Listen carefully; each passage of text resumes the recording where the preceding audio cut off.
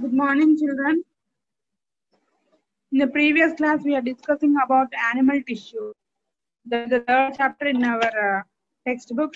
That is animal tissue. Okay, we come across types of animal tissue. What are they? Epithelial tissue, connective tissue. Third one is muscular tissue, and fourth one is a nervous tissue. We come across these four tissues and what are the roles of these tissues briefly. Let us understand in detail about each and every tissue, and we have seen some activities regarding epithelial tissue and connective tissue. మనం activities కూడా చేస్తున్నాం కదా వీటికి సంబంధించి. Epithelial టిష్యూకి ఏం చేసాము, we have taken chicken piece with skin and we have to place the chicken skin piece for about 2 hours in diluted HCl. Later, after 2 hours, the skin, the tissue has to be placed on the slide. Then take another slide and gently press on the lower slide. Then the tissue will be distributed all over the slide. If we look at the microscope, then we can know that it is skin tissue. Skin tissue is mainly, the skin is nothing but epithelial tissue. Skin is mainly made up of epithelial tissue.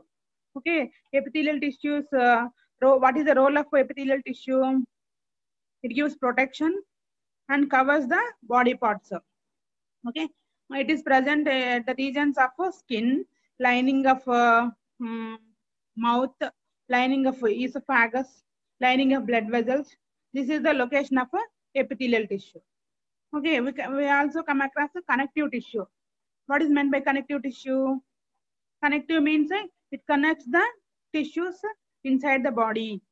Okay, in that example, in that connective tissue, we have seen one activity, that is we have taken one needle and prick on the fingertip, then place one drop of blood on the slide, then spread the drop of blood into uniformly over the slide, then observe under microscope. What we observed there, we have observed so many types of cells. What are they? Is white blood cells, red blood cells, and platelets. We have seen the roles of each and every cells. White blood cells role enti, red blood cells role enti, platelets roles avanni manam chusunnamma.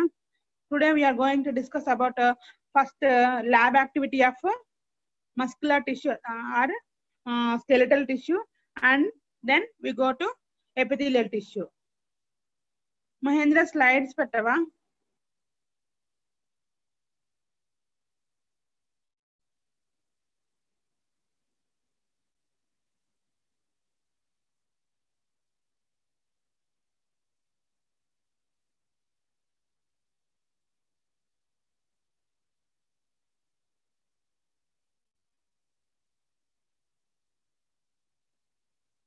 Fifth slide pettava Mahendra. Fifth.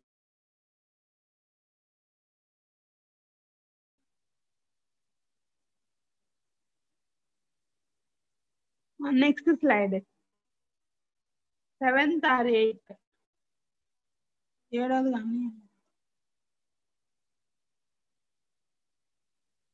Okay, Mahendra. Okay, ma. We have seen up to this blood tissue work chusamu. Now let us see about skeletal tissue or muscular tissue. దాని గురించి చూద్దాం ఇప్పుడు. దీనికి మనం ఏం చేయాలంటే we have to take a piece of muscle of chicken with which has to be with the bone. Bone తో ఉన్న chicken piece ని తీసుకోవాలన్నమాట. Then we have to put the chicken piece in dilute HCl for about 2 hours. Okay, తర్వాత ఆ muscle ని మనం slide మీద వేసి ఫోర్సెప్స్ తోటి తీసుకొని మజిల్ స్లైడ్ మీద వేసి దాని కనుక మనము స్లైట్ గా జెంటిల్ గా దాన్ని కనుక ప్రెస్ చేసామనుకోండి, అప్పుడు ఏమవుతుందంటే మనకి ఆ టిష్యూలో ఉన్న సెల్స్ అన్ని కూడా మనకి క్లియర్ గా కనిపిస్తాయి అనమాట. ఇక్కడ మనం ఏం చేస్తున్నాం అంటే మజిల్ టిష్యూని అబ్జర్వ్ చేస్తున్నాం. For this we are taking chicken piece with muscle తో ఉన్న చికెన్ పీస్ ని తీసుకున్నాం. ఓకే, ఫర్ అబౌట్ 2 hours వరకు మనం ఏం చేసామంటే ఆ చికెన్ పీస్ ని diluted HCl లో incubate చేసామంట. After 2 hours, we are taking the chicken muzzle piece and spread over the slide and observe under microscope. Microscope కింద మనం అబ్జర్వ్ చేయాలన్నమాట. Then we can identify the picture of muscle tissue. Next slide పెట్టవా?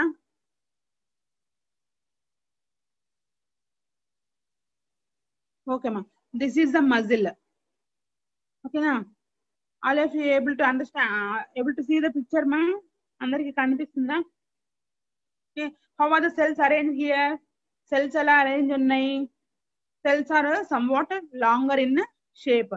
వాటి size చూసా, shape చూసాం అనుకోండి ఎలా ఉంది, థిన్ గా ప్లస్ లాంగ్ గా ఉన్నాయి, సన్నగా పొడవుగా ఉన్నాయి కదా. Okay, do you find any difference between skin cells and muscle cells? Skin cells కి మజిల్ సెల్స్ కి ఏమైనా డిఫరెన్స్ మీరు అండర్స్టాండ్ చేసుకోగలిగారా? స్కిన్ సెల్స్ ఎలా ఉన్నాయి, చిన్న చిన్న సెల్స్, అంటే ఇవి ఎలా ఉన్నాయి? మజిల్ సెల్స్ ఎలా ఉన్నాయమ్మా? These are longer in appearance. Okay, అదే విధంగా మనం if you want observe bone cells, మనం కనుక బోన్ ని చూడాలనుకోండి, bone is also a type of tissue, it is also made up of cells అన్నమాట. ఓకే, బోన్ సెల్స్ ని చూడాలంటే మనం ఏం చేయాలంటే, we have to take a bone piece, chicken యొక్క బోన్ పీస్ ని తీసుకొని we have to place the chicken bone piece for about 1 day before we are doing our experiment.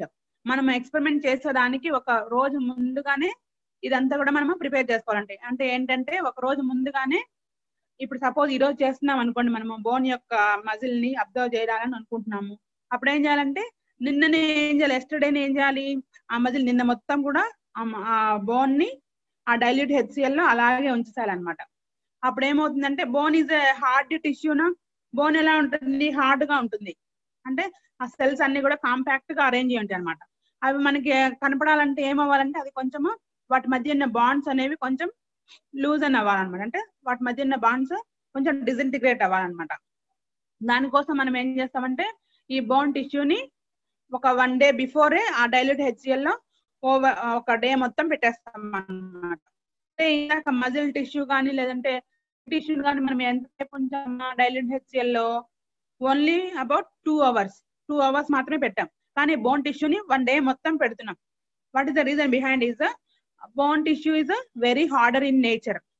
అది చాలా హార్డ్ గా ఉంటుంది కాబట్టి అందులో ఉన్న సెల్స్ అన్ని మనకి ఈజీగా కనపడాలంటే ఏమవ్వాలి, వాటి మధ్య ఉన్న బాండ్స్ లేదంటే వాటి మధ్య ఉన్న కాంపాక్ట్ అరేంజ్మెంట్ అనేది కొంచెం లూజ్ అని అవ్వాలన్నమాట. అందువల్ల మనం ఏం చేస్తామంటే డైల్యూట్ HCl లో 1 day మొత్తం పెట్టేస్తాం అనమాట. ఓకే, తర్వాత ఏం చేయాలంటే, if you observe under microscope we can easily identify the bone cells. దాని తర్వాత ఏం చేయొచ్చంటే, మనం ఒక 1 day తర్వాత చూసినప్పుడు దానిలో బోన్ సెల్స్ అనేవి ఈజీగా మనకి కనిపిస్తాయి అనమాట. Okay, okay ma, there are mainly 4 types of tissue in our body or animal tissue. What are those tissues? Epithelial tissue, next one is connective tissue, third one is muscular tissue and nervous tissue. What is the role of epithelial tissue? Epithelial tissue is responsible for protection of the body ni protect cheyadaniki from mechanical injuries or some minor injuries, అంటే injuries నుంచి మన బాడీని protect చేసే layer ఏంటంటే epithelial tissue అన్నమాట.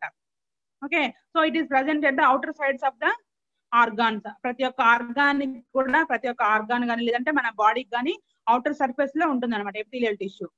Okay, if it A connective tissue ఎక్కడ ఉంటుందంటే మన బాడీ లోపల ఒక సెల్ ని, ఒక ఆర్గాన్ ఇంకొక ఆర్గాన్ ని కనెక్ట్ చేస్తూ ఉంటుంది. ఫర్ ఎగ్జాంపుల్ బోన్ ఉంది అనుకోండి, బోన్ కి పక్కన ఏముండాలి, మజిల్ ఉండాలి, అవునా?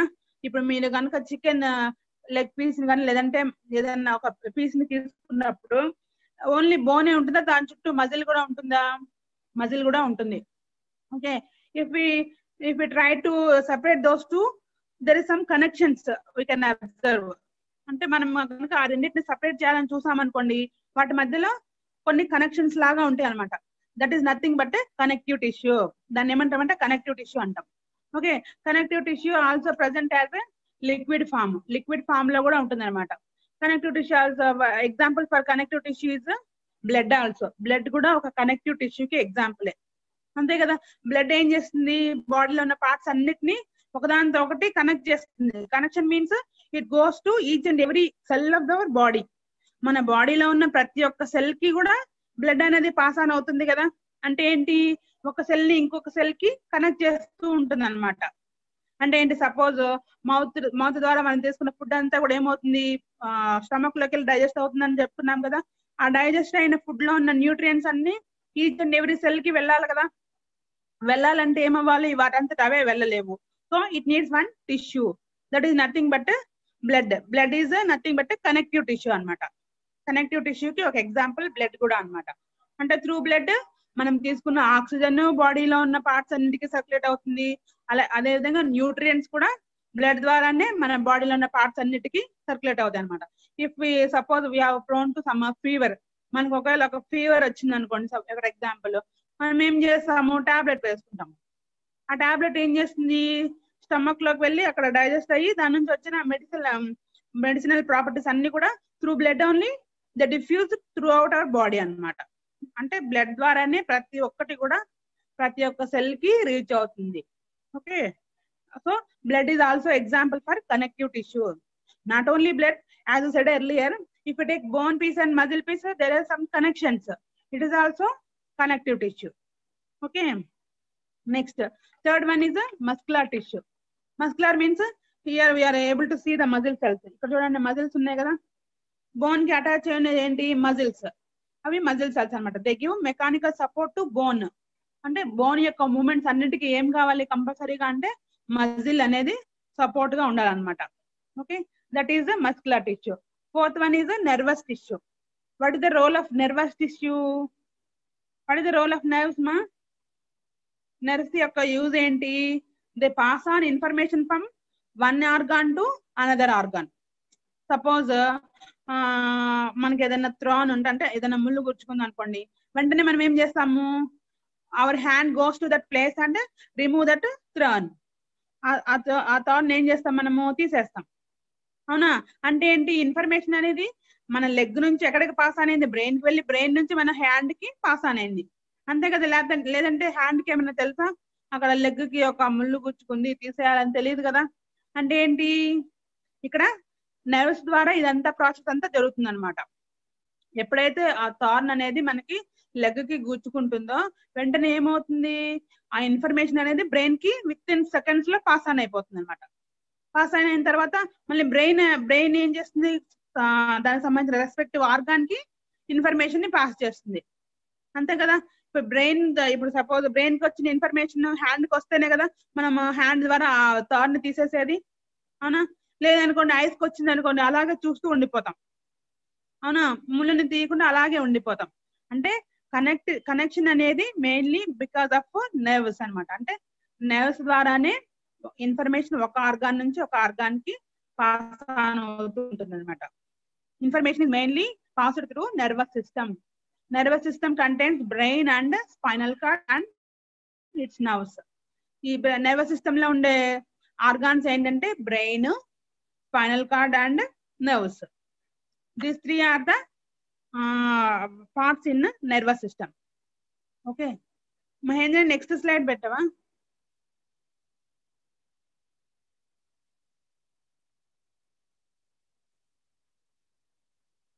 Next slide bettava Mahendra.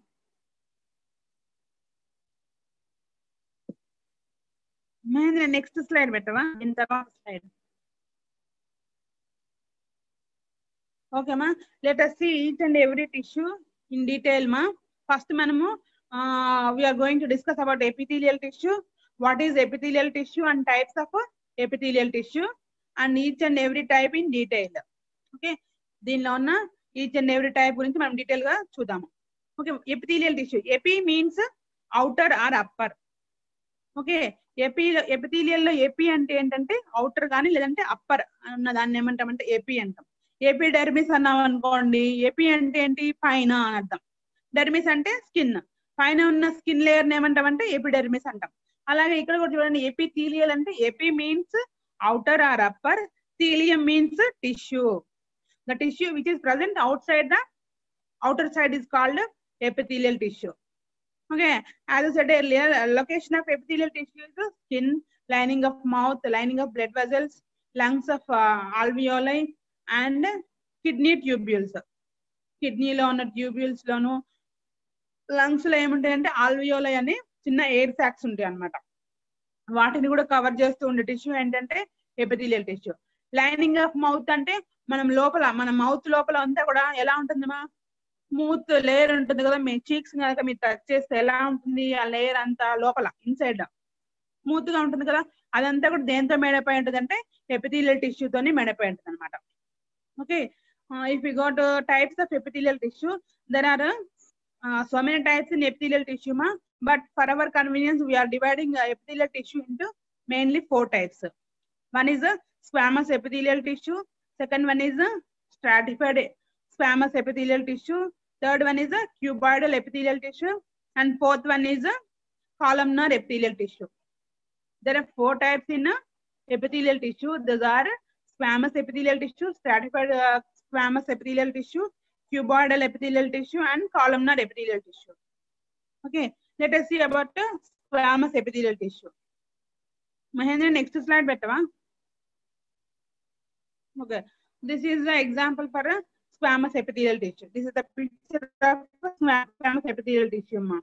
Okay, if we go to the location of a squamous epithelial tissue, ఈ squamous epithelial tissue ఎక్కడ ఉంటుంది అని కనుక మనం అబ్జర్వ్ చేస్తే ఎక్కడ ఉంటుంది అంటే it is at the outer region of esophagus. Esophagus ఎక్కడ ఉంటుంది? Below the pharynx and above the stomach. Stomach కి pharynx కి మధ్యలో ఉన్న పైప్ లాంటి ఆర్గాన్ ఏమంటాము? ఈసోఫాగస్ అంటాం. Okay, next lining of mouth. Mouth లోపల ఉన్న లైనింగ్ అంటే పైన ఉన్న లేయర్ అన్నమాట. Next blood vessels, covering of blood vessels. ఇక్కడ అంతా కూడా మనం ఏం చూడొచ్చు అంటే స్క్వామస్ ఎపిథెలియల్ టిష్యూని చూడొచ్చు అనమాట. Okay, let us go. If you go to the structure of epithelial tissue, squamous epithelial tissue, the cells are thin and flat. ఈ సెల్స్ ఎలా ఉంటాయి అంటే సన్నగా ఉంటాయి అండ్ ఆల్సో ఫ్లాట్. అంటే ఫ్లాట్ అంటే ఏంటి అంటే వితౌట్ ఎనీ ప్రొజెక్షన్స్ అనమాట. అంటే ఏంటంటే లావుగా కాకుండా ఫ్లాట్ గా ఉంటాయి అనమాట, నునుపుగా అలా ఉంటాయి అనమాట. Next each is having one nucleus. ప్రతి ఒక్క సెల్ లో కూడా న్యూక్లియస్ ఉంటుంది అనమాట. Okay, these are arrange in a single layer. ఇవన్నీ ఎలా అరేంజ్ అయ్యి ఉంటాయి అంటే ఒక సింగిల్ లేయర్ లో, ఒకే లేయర్ లో అరేంజ్ అయ్యి ఉంటాయి అనమాట. అంటే నాట్ ఇన్ మెనీ లేయర్స్. అంటే ఈ స్క్వామస్ ఎపిథెలియల్ టిష్యూ ఎలా ఉంటుందంటే సెల్స్ అనేవి థిన్ గా, ఫ్లాట్ గా and also in a single layer, okay layer లో అరేంజ్ అయ్యి ఉంటాయి. ఇవి దీని యొక్క రోల్ ఏమని చెప్పుకున్నాము? It gives protection to the tissue. ఆ టిష్యూకి, ఆ లోపల ఉన్న ఆర్గాన్ కి ఈ ఎపిథెలియల్ టిష్యూ అనేది ఆ ప్రొటెక్షన్ ఇస్తుంది, అదే విధంగా కవర్ చేస్తూ ఉంటుంది అనమాట. Okay, this is about squamous epithelial tissue. Mahendra, next slide పెట్టవా?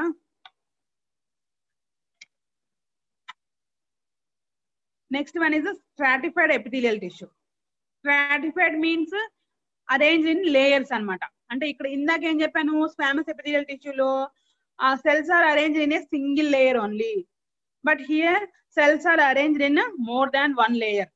ఒక లేయర్ కన్నా ఎక్కువగా ఉంటుందని ఏమంటే స్ట్రాటిఫైడ్ అంటాం. ఎపిథెలియల్ టిష్యూ అనేది ఒకదానికన్నా ఎక్కువగా అరేంజ్ అయింది అనుకోండి, దాన్ని ఏమంటారు? స్ట్రాటిఫైడ్. అంటే more than one layer, layers లో అరేంజ్ అయి ఉంటుందని స్ట్రాటిఫైడ్ అంటాం. Okay, we can find out stratified epithelial tissue in case of palm. మన పామ్ రీజన్ లో ఎలా ఉంటుందంటే if you touch your palm, how it is appearing ma, it is hard in nature, somewhat hard in nature. ఎలా ఉంటుంది మన palm? కొంచెం hard గా ఉంటుంది కదా. అండ్ ఆల్సో మన ఫుట్ తీసుకున్నాం అనుకోండి, మన ఫుట్ అక్కడ కూడా ఉంటుంది, మన ఫీట్ కింద భాగం ఎలా ఉంటుంది మా? కొంచెం హార్డ్ గా ఉంటుంది. That is because of epithelial tissue is arrange in more than one layer. ఒక లేయర్ కన్నా ఎక్కువగా అరేంజ్ అయి ఉంటుంది కాబట్టి అక్కడ ఉన్న టిష్యూ ఎలా ఉంటుందంటే మనకి కొంచెం హార్డ్ గా అనిపిస్తుంది అనమాట. Okay, and also it is present at the reason of oesophagus లో ఉంటుంది. ప్లస్ కంజక్టైవా, మన కంటిలో ఏముంటుందంటే కంజక్టైవా అనేది ఒక ఆర్గాన్ ఉంటుంది అనమాట. ఆ ఆర్గాన్ లో కూడా ఈ స్ట్రాటిఫైడ్ ఎపిథెలియమే ఉంటుంది. ఓకే, ఇక్కడ ఇప్పుడు చూడండి మా, ఇప్పుడు ఆ పామ్ లో ఉన్న cells more than 2 layers, more than 1 layer లో అరేంజ్ అయ్యి అని చెప్పాను కదా. లోపల పైన లేయర్ కాకుండా లోపల ఉన్న లేయర్స్ అన్ని కూడా కంటిన్యూస్ గా డివైడ్ అవుతూ కొత్త సెల్స్ ని ఇస్తాయి అనమాట. అందువల్ల మనకి ఫ్రీక్వెంట్ గా ఏం జరుగుతుంది? the upper layer cells continuously shut off from our hands.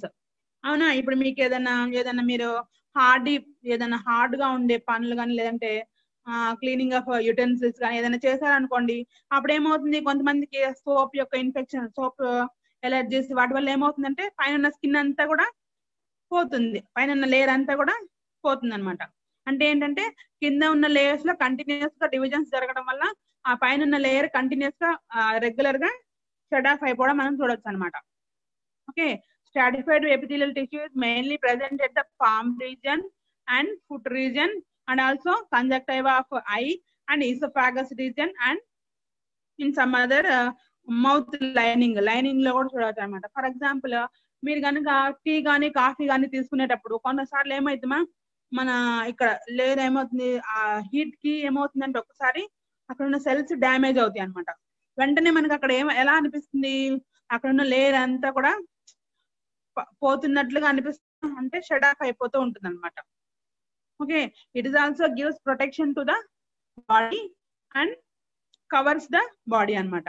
బాడీని కవర్ చేస్తూ ఉంటుంది and also gives protection to our body. What is the main role of epithelial tissue? Epithelium ఏం చేస్తుందంటే మెయిన్ గా కవర్ చేస్తూ ఉంటుంది కదా. దీనిలో ఉన్న టైప్స్ ఇవన్నమాట, స్ట్రాటిఫైడ్ ఎపిథీలియం, స్క్వామస్ ఎపిథీలియం, ఇవన్నీ ఎపిథీలియల్ టిష్యూలో ఉన్న టైప్స్.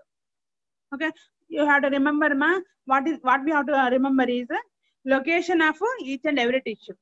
స్క్వామస్ ఎపిథీలియం అయితే ఎక్కడ ఉంటుంది, స్ట్రాటిఫైడ్ ఎపిథీలియం అయితే ఎక్కడ ఉంటుంది అనేది మీరు ముందు మెయిన్ గా గుర్తుపెట్టుకోవాలి.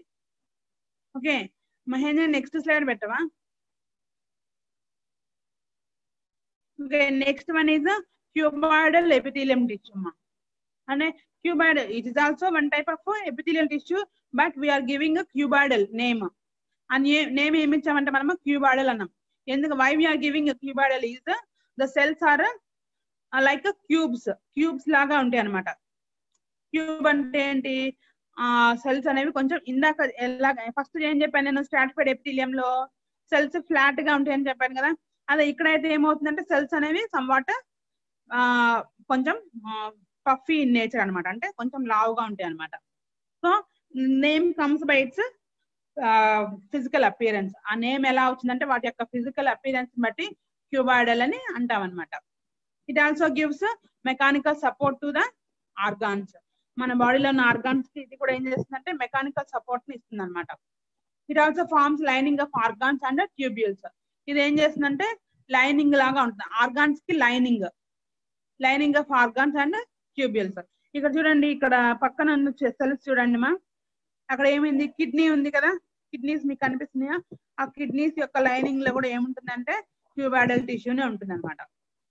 Okay, it is mainly present at the regions of lining of organs యొక్క లైనింగ్ లో ఈ టిష్యూని మనం చూడొచ్చు అనమాట. The basic difference between cuboidal epithelium and squamous epithelium is cells arrangement, అంటే సెల్స్ యొక్క నేచర్ లో డిఫరెన్స్ అనమాట.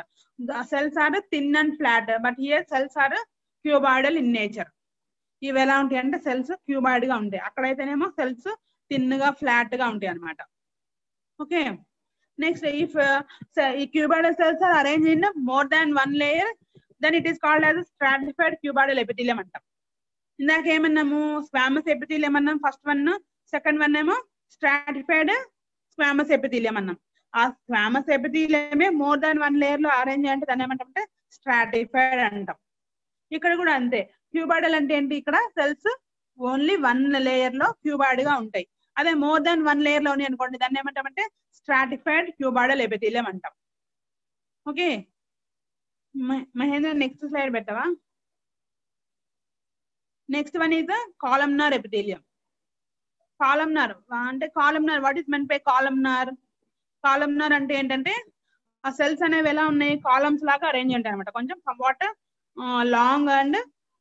లాంగర్ గా ఉన్నాయి కదా, ఇక్కడ మనం చూస్తే each and every cell is somewhat longer in nature. అవన్నీ ఉంటాయి అంటే కొంచెం పొడవుగా కొంచెం లావుగా ఉంటాయి అనమాట. అందుకని కాలం లాగా ఉన్నాయి కాబట్టి ఆ టిష్యూని ఏమంటామంటే కాలమ్నార్ ఎపిథీలియం అంటాం. Okay, the name itself is coming from the nature or appearance of that tissue.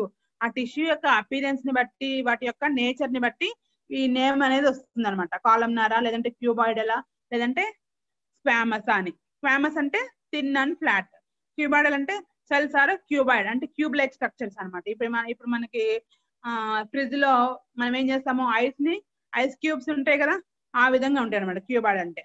అదే కాలం అన్నాం అనుకోండి, కాలం ఎలా అంటే కొంచెం అంటే మోడరేట్ ఇన్ నేచర్, అంటే మరీ అంత లావుగా ఉండదు, మరి అంత థిన్ గా కూడా ఉండదు అనమాట. ఇట్ ఈస్ పొడవుగా ప్లస్ కొంచెం లావుగా ఉంటుంది అనమాట. Each is having one nucleus. ప్రతి ఒక్క దానిలో కూడా ఒక్కొక్క న్యూక్లియస్ అనేది ఉంటుంది అనమాట. Okay, some peculiar one important peculiar nature here is columnar epithelial cells are having hair like projections.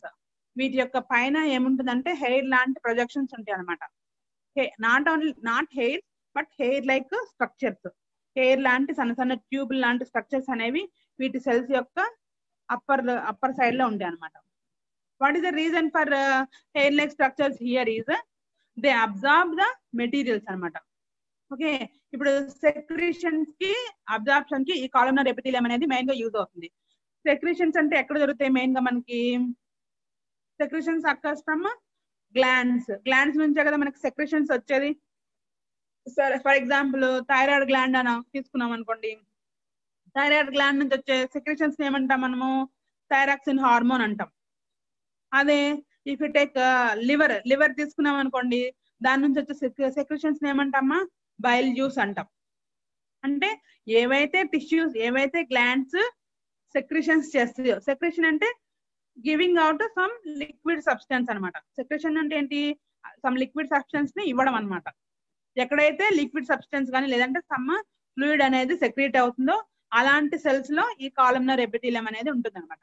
And also it is present at the regions of absorption. Absorption మనకి main గా ఎక్కడ జరుగుతుంది? మెయిన్ గా ఎక్కడ జరుగుతుందంటే మనం తీసుకున్న ఫుడ్ ఉంటుంది కదా, ఫుడ్ ఎక్కడికి వెళ్తుందని చెప్పాను? స్టమక్ లోకి వెళ్ళి అక్కడ డైజెస్ట్ అయ్యి స్మాల్ ఇంటెస్టైన్ కి వెళ్తుంది. నెక్స్ట్ స్మాల్ ఇంటెస్టైన్ కి వెళ్ళిన తర్వాత ఏం జరుగుతుంది? అక్కడ స్మాల్ ఇంటెస్టైన్ నుంచి డైరెక్ట్ గా బ్లడ్ లోకి ఆ ఫుడ్ మెటీరియల్స్ అనేవి, ఆ న్యూట్రియంట్స్ అనేవి అబ్జర్వ్ చేయబడతాయి అనమాట. అబ్జార్ప్షన్ అంటే ఏం చెప్తాం మనం? గ్రహించడం అనమాట. అంటే అబ్జర్వ్ చేసుకోవడం. ఇప్పుడు సపోజ్ వాటర్ డ్రాప్ ఉంది అనుకోండి, దాని మీద మనము ఒక క్లాత్ పీస్ ని వేసామనుకోండి, ఏమవుతుంది? ఆ క్లాత్ పీస్ ఆ వాటర్ డ్రాప్ ని అబ్జర్వ్ చేసుకుంటుంది అనమాట. అంటే ఆ వాటర్ ని ఇదేం చేస్తుందంటే దాని లోపలికి తీసేసుకుంటుంది. దాన్ని ఆ ప్రాపర్టీని ఏమంటామంటే మనము అబ్జార్ప్షన్ అంటాం. Okay, columnar epithelium is also present at the regions of absorption and secretion. A cells అయితే సెక్రిషన్ చేస్తాయో అదే విధంగా ఎక్కడైతే అబ్జార్ప్షన్ జరుగుతుందో అక్కడ ఈ కాలమ్నర్ ఎపిథీలియం అనేది ప్రెసెంట్ అయి ఉంటుంది. ఓకే, ఇంకొక ఎపిథీలియం కూడా ఉందమ్మా. That is nothing but glandular epithelium. Glandular epithelium అంటే ఏం లేదు, ఎపిథీలియల్ టిష్యూ అనేది లోపలికి ఫోల్డింగ్ జరిగి ఒక గ్లాండ్స్ లాగా ఫామ్ అవుతుంది అనమాట. గ్లాండ్ నథింగ్ బట్ ఒక ట్యూబ్ లైక్ స్ట్రక్చర్, అంటే ట్యూబ్ అంటే ఒక ముద్ద లాంటి స్ట్రక్చర్ అనమాట. గ్లాండ్ అంటే సెల్స్ అన్ని అక్యుములేట్ అయ్యి ఒక రౌండెడ్ నేచర్ ని కనుక వచ్చింది అనుకోండి, దాన్ని ఏమంటామంటే గ్లాండ్యులార్ అంటాం. If epithelial tissue is aggregate to form one gland, that is nothing but glandular epithelium. Glandular epithelium మనం ఎక్కడ చూస్తాం అంటే గ్లాండ్స్ లో చూస్తాం. గ్లాండ్స్ అంటే అసలు మెయిన్ గా మన బాడీలో ఉండే గ్లాండ్స్ ఏంటి? Pineal gland, thymus gland, next thyroid gland, liver, pancreas, ఇవన్నీ కూడా గ్లాండ్స్ కి ఎగ్జాంపుల్ అనమాట. గ్రంథులు అంటాం కదా తెలుగులో, ఇవన్నీ గ్లాండ్స్ కి ఎగ్జాంపుల్ అనమాట. ఓకే, మెయిన్ గా ఇప్పుడు ఇదంతా కూడా మనం ఏం చెప్పామంటే ఇప్పటి వరకు ఎపిథీలియల్ టిష్యూ గురించి మనం డిస్కస్ చేస్తాం. There are 4 types in epithelial tissue. First one is squamous epithelial tissue. Second one is stratified squamous epithelial tissue. Third one is the cuboidal tissue, and fourth one is the columnar epithelial tissue. Okay, the epithelial tissues are all the examples of or types of epithelial tissue. Epithelial tissue is mainly present on the skin, and not only skin, where the regions are covered. అంటే ఆ regions ని లేదంటే organs ని cover చేస్తున్న parts అన్నిట్లో కూడా మనము epithelial టిష్యూని చూడొచ్చు అనమాట. For example if you take scales అంటే ఏంటి? ఫిషెస్ ఉంటాయి కదా, ఫిషెస్ పైన ఏముంటుంది? పొలుసు ఉంటుంది కదా, ఆ పొలుసుని ఏమంటామంటే మనము స్కేల్స్ అంటాం అనమాట. ఓకే, అండ్ ఆల్సో స్నేక్స్ ఏం చేస్తాయి? ఫర్ మంత్ కి ఒకసారి ఏం చేస్తాయేమా అవి వాటి యొక్క దాన్ని ఏమంటామంటే ఆ స్కిన్ ని డిశ్చార్జ్ చేస్తాయి, అవునా? That is also a epithelial tissue. Okay, fish లో ఉన్న ఆ స్కేల్స్ కూడా ఎపిథీలియల్ టిష్యూకి ఎగ్జాంపుల్ అనమాట. And also feathers of a bird. ఒక బర్డ్ యొక్క ఫెదర్స్ అంటే ఏంటి? ఈకలు ఉంటాయి కదా, ఆ ఈకలు కూడా that are also the examples of epithelial tissue. Epithelial టిష్యూకి అవి కూడా ఎగ్జాంపుల్స్ అనమాట. అండ్ ఆల్సో అవర్ హెయిర్, మన hair, and also nails. Nails కూడా ఎగ్జాంపుల్స్ ఆఫ్ ఎపిథీలియల్ టిష్యూనే.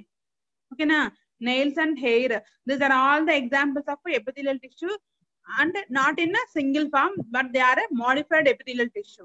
అవన్నీ కూడా ఎపిథీలియం టిష్యూనే but modified in different forms. అదే మన హ్యూమన్ బీయింగ్స్ కానీ లేదంటే యానిమల్స్ తీసుకున్నాం అనుకోండి, ఎపిథీలియం టిష్యూ ఎలాగా మాడిఫై అవుతుంది, నెయిల్స్ లాగా లేకపోతే హెయిర్స్ లాగా. అదే ఇఫ్ టేక్ బర్డ్స్ తీసుకున్నాం అనుకోండి, ఆ ఎపిథీలియం టిష్యూ అనేది ఫెదర్స్ లాగా మాడిఫై అవుతుంది. అదే ఇఫ్ టేక్ ఫిషెస్ తీసుకున్నాం అనుకోండి, అక్కడ ఏమవుతుందంటే ఎపిథీలియల్ టిష్యూ అనేది స్కేల్స్ లాగా మాడిఫై అవుతుంది అనమాట. Okay, these are the examples of epithelial tissue and types of epithelial tissue.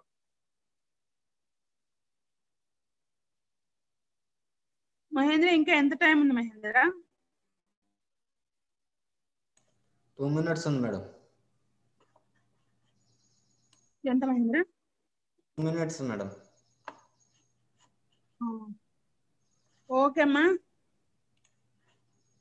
all of you read the textbook what I have explained you and write down about each and every epithelial tissue, and you are going to have FA1 very soon.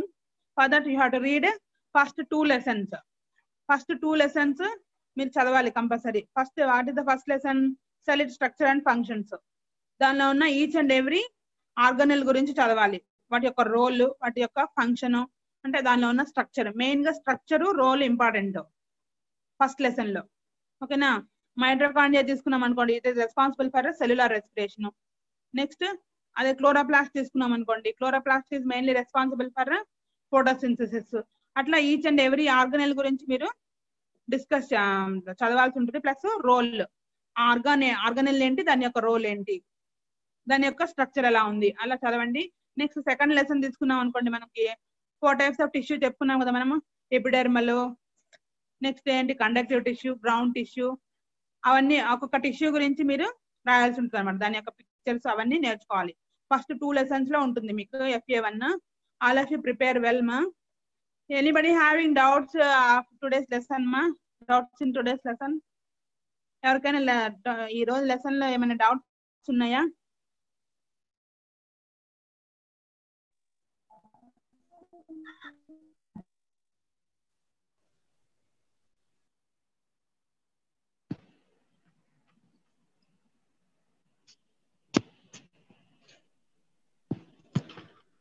Anyone having doubts, ma?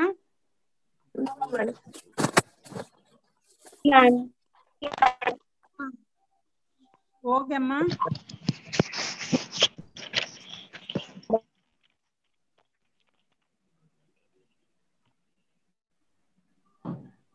చాలా మంది వీళ్ళు videos turn on చేయట్లేదు. Compulsory videos turn on చేసుకోవాలి and mute లో ఉండాలి. Okay, day by day me attendance decrease అయిపోతుంది కానీ increase అవ్వడం లేదు. మీ ఫ్రెండ్స్ కూడా మీరు జాయిన్ అయ్యేటప్పుడు మీ ఫ్రెండ్స్ కూడా చెప్పి జాయిన్ అవ్వండి. ఒకవేళ వాళ్ళు కనుక మర్చిపోతే మీరు గుర్తు చేసిన వాళ్ళు అవుతారు. ఓకేనా?